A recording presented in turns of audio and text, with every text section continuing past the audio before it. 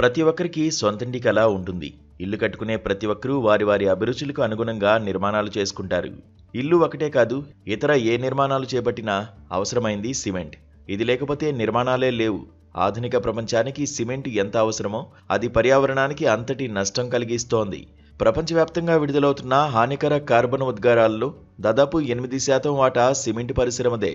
పెరిగిపోతున్న కాలుష్యం, వేడెక్కుతున్న భూతాపం నేపథ్యంలో సిమెంటుకు బలమైన, పర్యావరణహితమైన ప్రత్యామ్నాయం కోసం ప్రపంచ దేశాల శాస్త్రవేత్తలు ఏళ్ల తరబడి అన్వేషిస్తున్నారు.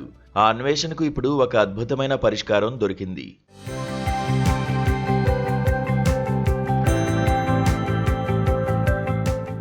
ఆస్ట్రేలియాలోని royal Melbourne institute of technology విశ్వవిద్యాలయ శాస్త్రవేత్తలు సిమెంట్ అవసరం లేని ఒక సరికొత్త మెటీరియల్ను అభివృద్ధి చేశారు. మట్టి, నీరు మరియు వాడిపారేసిన కార్డుబోర్డులను ఉపయోగించి దీనిని తయారు చేయడం విశేషం. దీనికి కార్డుబోర్డు కన్ఫైన్డ్ ర్యామ్డెర్త్ అని పేరు పెట్టారు. వేలాది ఏళ్ల క్రితం మన పూర్వీకులు మట్టితో ఇళ్లు ఎలా కట్టేవారో అదే పద్ధతిని అత్యాధునిక సాంకేతికతతో కలిపి ఈ శాస్త్రవేత్తలు మన ముందుకు తెచ్చారు. సాధారణంగా ఇళ్ల నిర్మాణంలో బలం కోసం స్టీల్ ఊసలు, సిమెంటు వాడుతుంటాం. కానీ ఈ సరికొత్త పద్ధతిలో రీసైకిల్ చేసిన కార్డుబోర్డు ట్యూబులను అచ్చులుగా ఉపయోగిస్తారు. వీటిలో మట్టి, నీరు కలిపిన మిశ్రమాన్ని ఎంతో బిగుతుగా నింపుతారు. ఈ కార్డుబోర్డు ట్యూబులు పిల్లర్లకు ఆకారాన్ని ఇవ్వడమే కాకుండా లోపల ఉన్న మట్టికి స్టీల్ ఊసలంత బలాన్ని ఇస్తాయి. ఆశ్చర్యకరమైన విషయం ఏమిటంటే సిమెంట్తో కట్టిన మట్టి గోడల కంటే ఈ కార్డుబోర్డు మట్టి స్తంభాలు ఎక్కువ బరువును మోయగలవని పరీక్షల్లో తేలింది.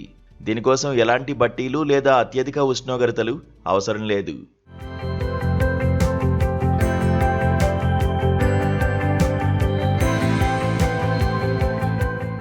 ఈ టెక్నాలజీతో నిర్మించిన భవనాలు పర్యావరణానికి ఎంతో మేలు చేస్తాయి. ఈ మెటీరియల్ పగటిపూట వేడిని గ్రహించి రాత్రివేళ నెమ్మదిగా విడుదల చేస్తుంది. దీనివల్ల గదుల లోపల ఉష్ణోగ్రత ఎప్పుడూ స్థిరంగా ఉంటుంది. ఫలితంగా ఏసీల వాడకం తగ్గి కరెంటు బిల్లులు ఆదా అవుతాయి. ఒకవేళ భవిష్యత్తులో ఆ భవనాన్ని కూల్చివేసినా అందులోని కార్డుబోర్డ్, మట్టి పర్యావరణంలో ఇట్టే కలిసిపోతాయి. ఇంధన కొరత ఉన్న ప్రాంతాలకు, కాలుష్యం తగ్గించాలనుకునే నగరాలకు ఈ సరికొత్త ఆవిష్కరణ ఒక గొప్ప వరమని చెప్పవచ్చు.